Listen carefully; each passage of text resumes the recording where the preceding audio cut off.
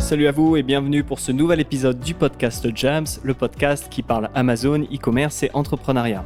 Aujourd'hui, j'ai choisi de partager 5 conseils que j'aurais aimé recevoir quand j'ai commencé à vendre sur Amazon il y a 4 ans. 5 conseils qui m'auraient épargné beaucoup de temps, beaucoup d'énergie, beaucoup d'argent si je les avais eus, et peut-être je les ai eus si je les avais écoutés à l'époque. Avant de vous parler de ces 5 conseils, je me présente, je m'appelle Sylvain Boutry, donc je suis vendeur sur Amazon, ça vous l'avez compris, et aussi fondateur de Jams. Donc chez Jams, on fait plusieurs choses. On fait d'abord de l'agence, c'est-à-dire on prend en charge à 100% votre compte pour développer vos ventes. On fait aussi de l'accompagnement, donc certaines personnes appellent ça coaching ou mentoring.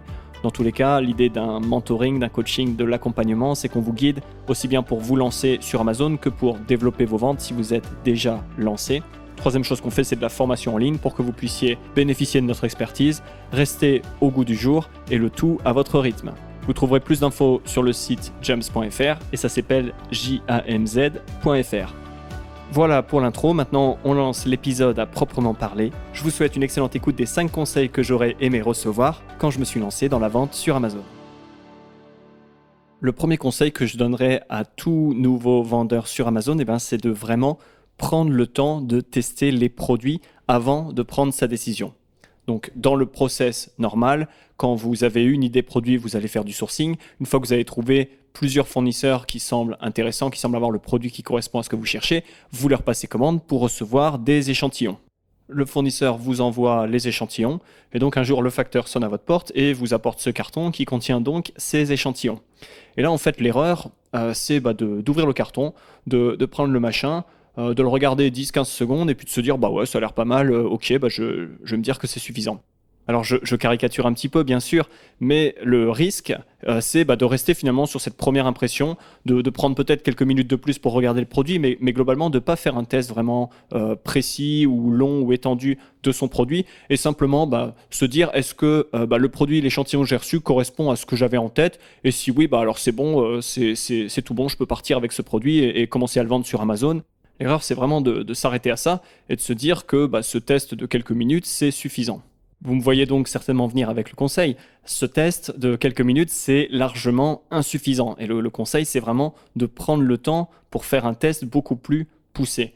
Donc, pour prendre un exemple, si vous avez sourcé un porte-sèche-cheveux, l'idée, ce serait vraiment d'aller l'installer dans votre salle de bain, d'aller faire des trous dans le mur, d'aller l'installer, le fixer et de se dire est-ce qu'il tient bien ? Est-ce que mon sèche-cheveux rentre correctement dans ce porte-sèche-cheveux. Je vais peut-être aller demander 3, 4, 5, 10 modèles de sèche-cheveux différents autour de moi pour vraiment m'assurer que ça fonctionne avec tous les sèche-cheveux.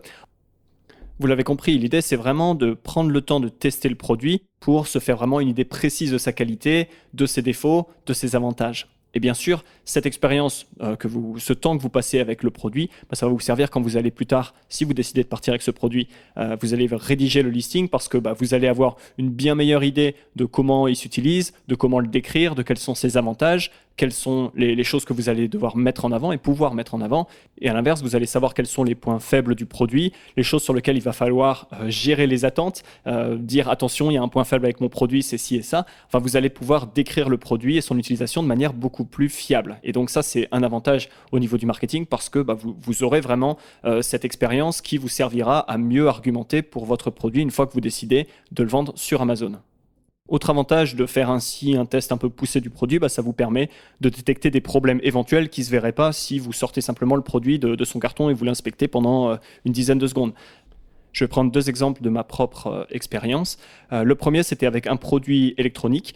Donc, en le sortant de son carton, j'avais fait le réglage, ça me semblait bien. Et puis, j'étais en train de me dire, c'est bon, le produit correspond à ce à quoi je pensais, c'est tout bon. Et en fait, en l'utilisant un peu plus tard, à différents moments, et en titillant un peu les différents réglages, je me suis rendu compte qu'il y avait des bugs, que si on faisait certaines séries d'actions, ils ne se comportaient pas comme ils devraient. Et donc, finalement, j'ai fait remonter ces informations au fournisseur qui s'est rendu compte qu'il y avait des bugs au niveau du software qu'il avait programmé, et donc en travaillant sur son software, il a pu corriger des bugs. Mais là encore, si j'avais pas pris le temps de titiller le produit et d'aller le pousser un petit peu et vraiment de faire une vraie expérience utilisateur, j'aurais jamais détecté ce genre de problème. Et encore une fois, le risque, c'est que ça soit finalement des acheteurs sur Amazon, des clients qui détectent les problèmes, et à ce moment-là, on sait que c'est trop tard puisque vous commencez à récolter des avis négatifs, vous récoltez des remboursements, et donc c'est beaucoup trop tard pour détecter les problèmes. Donc, le fait de prendre le temps de tester le produit, ça permet d'éventuellement de détecter des bugs et donc de les corriger avant même de mettre le produit sur le marché. Deuxième exemple, un peu dans la même lignée, mais ce n'était pas avec un produit électronique, c'était avec un produit mécanique en l'occurrence. Et pour vous le décrire, c'est un produit sur lequel on met un petit peu de poids quand on utilise le produit. Et en fait, de prime abord, ça semblait bien. J'ai mis un petit peu de poids et ça semblait tenir. Donc je me disais, bon, c'est bon, le produit tient la charge, donc c'est bon. Et en fait, en utilisant un petit peu plus le produit, en prenant un petit peu plus le temps de le tester, en mettant du poids, en retirant le poids, en le remettant, je me suis rendu compte qu'il y avait un endroit où il allait craquer. Et en fait, il y avait un problème de conception. Il y avait un point faible au niveau de la conception qui n'était pas vraiment visible quand on regardait le produit comme ça en le sortant du carton, mais en le testant, j'ai pu me rendre compte que le produit n'aurait pas la durée de vie que j'avais annoncé, simplement parce que il allait casser sur son point faible à cause de ce problème de conception. Et donc là encore, je suis allé voir le fournisseur, je lui ai expliqué qu'il y avait un problème de conception à ce niveau-là. On a modifié un petit peu l'assemblage des pièces pour que ça soit plus fort, pour renforcer le point faible.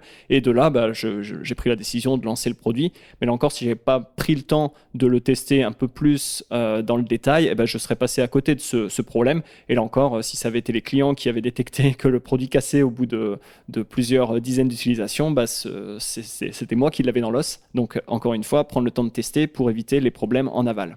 Deuxième conseil, ce serait de bien calculer ses coûts et de prendre le temps de faire les choses très très bien.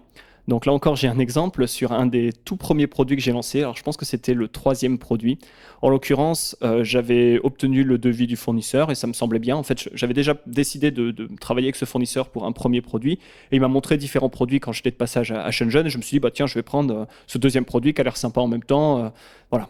Sauf que du coup, pour ce deuxième produit, j'ai pas pris le temps de faire vraiment ce que j'aurais dû faire et donc faire notamment tous les calculs que j'aurais dû faire. Et donc, j'ai décidé de l'acheter au prix qu'il m'avait donné. Et j'ai en fait pas demandé de devis pour le transport parce que je sais pas vraiment ce qui m'est passé par la tête ou ce qui m'est pas passé par la tête. Simplement, je me suis dit, ce sera bon, je vais lancer ce produit, etc. Donc, vous voyez certainement venir la suite. Donc, j'importe les produits en France et je reçois la facture du transporteur. Et là, je me rends compte que c'est juste énorme. C'est beaucoup plus que ce que j'avais imaginé. Et la raison, c'est simplement que le produit était emballé d'une certaine façon qui faisait qu'il était très très volumineux. Et donc j'ai payé très très cher en transport pour envoyer de l'air, puisque j'ai envoyé globalement des cartons qui n'étaient pas vraiment remplis du produit. Et finalement, quand j'ai refait mon calcul, je me suis rendu compte que le prix de vente auquel je voulais vendre le produit permettait simplement pas de dégager une marge. Et donc, je me suis retrouvé à vendre un produit à prix coûtant simplement parce que j'avais zappé la case du devis pour le transport et je n'avais pas bien intégré tous mes coûts dans mon calcul.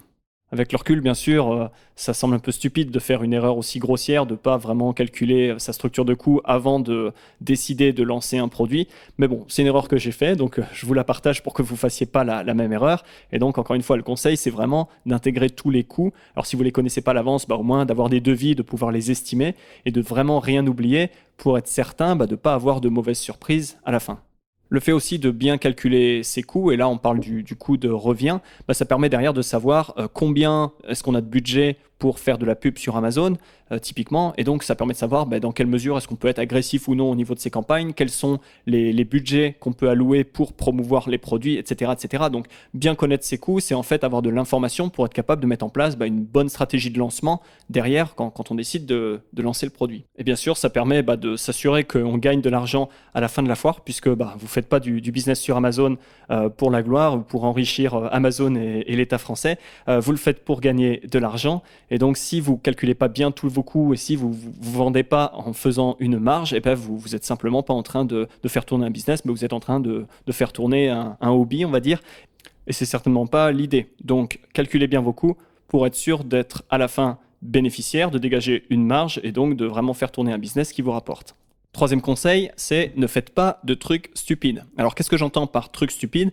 C'est simplement des actions qui pourraient vous faire risquer une suspension de la part d'Amazon, une suspension de votre compte Seller Central. Vous le savez, nul n'est censé ignorer la loi et nul n'est censé ignorer les règles d'Amazon, ou du moins vous êtes censé les avoir lues et les avoir comprises, et en tout cas vous les avez acceptées si vous décidez de vendre sur Amazon. Alors, quel est le truc le plus stupide que vous pouvez faire pour mettre votre compte en danger ? Ce serait simplement d'aller sur des groupes Facebook pour essayer de récupérer des faux avis auprès de personnes qui laissent des avis sur Amazon à longueur de journée, qui ont des comptes complètement flagués. Et donc, on sait très bien qu'il est interdit de demander un avis produit positif de surcroît à quelqu'un en échange d'une compensation financière. Et donc aller sur ces groupes publiquement en cherchant des testeurs, c'est vraiment quelque chose de très très stupide parce que, encore une fois, non seulement c'est interdit par Amazon, mais en plus c'est très facilement détectable par Amazon, puisque Amazon peut très bien détecter des comptes qui font que de mettre des avis produits 5 étoiles encore et encore et encore. Et donc vous mettez vraiment votre compte à risque si tous les avis que vous recevez viennent de comptes qui sont clairement biaisés. Quatrième conseil, c'est d'être patient et de penser long terme. Donc c'est clair que quand on commence, on peut avoir envie de chercher à aller vite, de faire les choses vite fait, peut-être un petit peu mal fait, mais simplement pour aller un petit peu plus vite, pour gagner du temps à différents endroits, typiquement de son lancement. Mais ça, c'est finalement généralement bon à court terme, mais c'est un peu perdant sur le long terme. Donc je pourrais déjà reprendre l'exemple des faux avis récupérés sur des groupes Facebook. À très court terme, vous allez avoir plus d'avis que votre concurrent, ou vous allez avoir rapidement beaucoup d'avis, donc ça semble gagnant. Mais à long terme, si c'est détecté un jour par Amazon et que vous vous faites suspendre votre compte alors que vous avez non plus un produit, mais 5, 10, 15, 20 produits et 3 employés, là vous vous sentirez un petit peu con, pour parler très simplement, parce que vous avez cherché à aller un petit peu plus vite et peut-être un petit peu trop vite. Vous n'avez pas pensé long terme. Donc ça, c'était un premier exemple de soyez patient et pensez long terme. Un autre exemple qui en fait m'est arrivé pas plus tard que ce matin. Donc je suis en train de lancer un nouveau produit et donc je vais le déployer sur l'ensemble des pays européens. Et donc pour la marketplace allemande, je fais toujours appel à la même personne donc qui est allemande et qui traduit le listing et qui fait très très bien son job. Et j'ai vraiment pu voir une différence entre les listings qu'elle a traduits et des listings que j'avais fait traduire précédemment par d'autres personnes qui étaient en fait tout simplement moins qualifiées. Et ce matin, j'ai donc envoyé à cette personne un message pour lui demander de traduire ce nouveau listing. Et j'ai reçu un retour automatique qui disait qu'elle était en vacances. Là, on est fin juillet, donc c'est compréhensible. Et qu'elle serait de retour quelque part, comme j'ai plus ça en tête, mais le 3 ou le 7 août. Et donc là, j'avais deux solutions. Soit je me dis, j'attends que cette personne revienne de ses vacances et puis je lui confierai la traduction. Soit je peux aller retrouver quelqu'un qui m'avait fait une traduction un peu moyenne avant. Mais bon, j'ai envie d'avoir vite fait ce listing en vente sur Amazon. Et donc, tant pis pour la qualité de la traduction, je vais aller au plus vite. Donc là, vous me voyez certainement venir, mais donc oui, j'ai décidé d'attendre que cette personne revienne de ses vacances, qu'elle fasse une traduction propre et de qualité. Pourquoi ? Parce que derrière, cette fiche produit, elle va être là pendant 1 an, 2 ans, 3 ans, 5 ans. Et donc, autant partir avec quelque chose de qualité, quelque chose de bien fait, quitte à perdre, entre guillemets, un petit peu de temps au début, mais je préfère être patient et penser long terme plutôt que de me dire je veux faire vite fait, mal fait, et puis tant pis. Parce que, encore une fois, à court terme, je vais peut-être pouvoir lancer mon listing 1 ou 2 semaines avant et faire quelques ventes un peu plus tôt, mais sur le long terme, j'ai tout intérêt à avoir une très bonne traduction avec les bons mots-clés, etc., pour vraiment gagner. Donc, il vaut mieux prendre un petit peu plus de temps et faire les choses mieux que de chercher à aller vite et puis de pas forcément bien faire les choses. 5e conseil, bien s'entourer. Je viens de vous donner à l'instant l'exemple de la traductrice allemande. Avant elle, j'avais des gens qui n'étaient pas forcément très bons dans la traduction ou qui en tout cas ne comprenaient pas vraiment les contraintes de la traduction d'un listing Amazon. Maintenant, j'ai une personne qui prend le temps, qui a bien compris tous les enjeux et du coup qui fait des traductions de bien meilleure qualité. Donc en ayant comme ça une personne sur qui je peux compter, je sais au moins que les fiches produits en allemand, c'est déjà plus un problème. Autre exemple, et j'en ai déjà parlé dans l'épisode dans lequel je parle des axes de développement, les investissements que je suis en train de faire au niveau de mon business Amazon, c'est le graphiste. Et donc pareil, avoir une personne qui comprend les enjeux des visuels, des infographies qu'on doit créer pour un listing Amazon, c'est quelque chose de très très précieux. Parce que depuis que j'ai cette personne, je suis capable de produire des listings de bien meilleure qualité. On fait beaucoup moins d'allers-retours qu'avec la graphiste précédente. Et donc c'est super important d'avoir là aussi quelqu'un qui maîtrise très bien les codes et l'environnement et avec qui on peut travailler pour sortir des choses qui sont vraiment de bonne qualité. Autre domaine dans lequel il faut bien s'entourer, c'est la comptabilité. On sait qu'un vendeur Amazon qui commence à grandir a vite des questions de TVA européenne qui peuvent être assez velues. Et donc avoir un comptable qui prend le temps de se pencher sur toutes ces questions, qui a envie de vous accompagner dans toutes ces questions, c'est super important. Et là encore, je ne peux que vous recommander de ne pas négliger cet aspect-là de votre business parce que là encore, vous avez envie de penser long terme et sur le long terme, il faut que la comptabilité soit irréprochable, il faut que vous soyez à l'heure pour toutes les différentes déclarations et ça peut passer que par un comptable qui fait bien son job, donc prenez le temps de trouver le bon. Voilà pour les 5 conseils. Donc pour mémoire, conseil numéro 1, prendre le temps de tester les produits avant de prendre une décision. Conseil numéro 2, bien calculer ses coûts. Conseil numéro 3, ne pas faire de trucs stupides. Conseil numéro 4, être patient et penser long terme. Et conseil numéro 5, bien s'entourer. Voilà pour l'épisode 19 du podcast Jams. Alors avant de se quitter, j'avais 2 petites choses à vous dire. La première, c'est que en fait, j'ai eu un bug technique au niveau du flux RSS du podcast, donc ça ne doit pas trop vous parler. Mais en fait, la conséquence, c'est que pendant longtemps, sur les applis de podcast, type iTunes, Google Podcast, etc., Spotify par exemple, j'avais que les 10 derniers épisodes qui apparaissaient. Donc si vous avez rejoint le podcast assez récemment sur les quelques derniers épisodes, eh bien en fait, il se peut que vous n'ayez pas vu qu'il y avait quelque chose comme 18 épisodes avant celui-ci. Le bug est donc maintenant réparé, donc vous avez accès à l'ensemble des épisodes du podcast. Et il y a des épisodes très très intéressants que j'ai enregistrés au tout début, des interviews de vendeurs, des interviews de certains prestataires de services qui partagent énormément de choses très intéressantes en lien avec la vente sur Amazon, des entrepreneurs aussi qui n'ont pas forcément de lien avec Amazon, mais qui ont des leçons mindset notamment à partager. Donc encore une fois, je vous invite à aller regarder dans les archives du podcast et à écouter ces anciens épisodes. La deuxième chose, et peut-être la raison pour laquelle je vous invite à écouter les anciens épisodes, c'est que là, on est fin du mois de juillet, et donc j'ai décidé que ce serait le dernier épisode. Cet épisode que vous écoutez en ce moment serait le dernier épisode de la saison 1, et donc je vais faire une petite pause pendant le mois d'août pour revenir en septembre avec la saison 2 du podcast Jams. Donc pendant les 4 semaines à venir, il n'y aura pas d'épisode de podcast, et donc je vous donne rendez-vous à la rentrée pour le prochain épisode. S'il n'y a pas d'épisodes qui vont sortir en août, ça ne veut pas dire non plus que je vais rien faire, puisque en l'occurrence, je vais interviewer des gens pendant ces 4 semaines. Je vais préparer d'autres épisodes solo de podcast, mais aussi je suis en train de préparer pas mal de choses et tout ça, ça va sortir à la rentrée. Donc je vous souhaite, si vous écoutez ça fin juillet, un excellent mois d'août. Et puis je vous dis rendez-vous en septembre pour un prochain épisode. Bye bye.